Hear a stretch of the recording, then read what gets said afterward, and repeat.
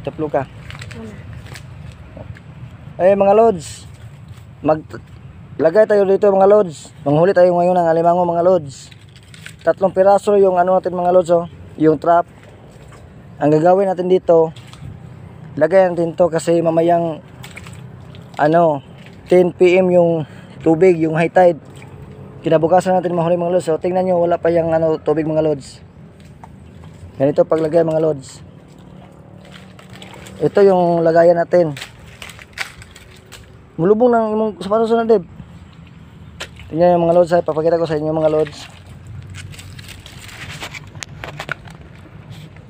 Aware lang. Ibutan na pag tinail ra. Ah. Are di mo are kilid. Oh, tingnan niyo mga lods, 3 lang ilagay natin mga lods. Ganing kwarta pa. Are ba? Ah. Are lang. Pakita rin lang.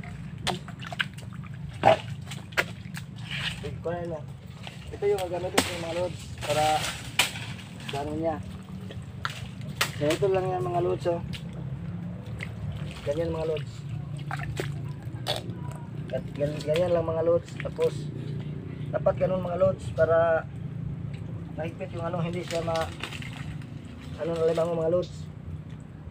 O ganyan. Kaya nasunod lang. Ibutar, kung saan ako ah.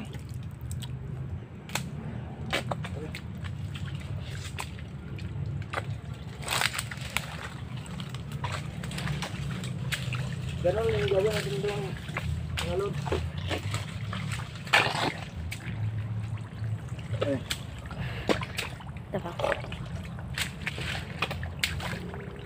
Nakita niyo yung ano mga lods, yung una mga lods, kung paano nilagay.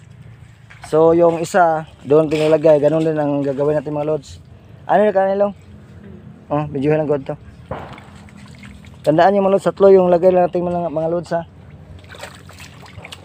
Ano ka lang?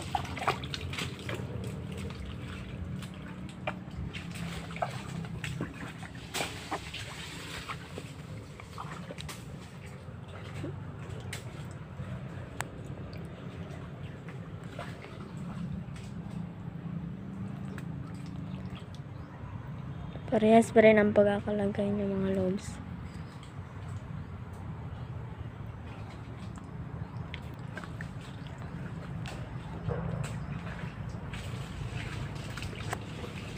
Ganon yung pag ano mga loads, pag lagay mga loads. Itong isa doon yung doon natin nilagay yung isa mga loads. Ay lang.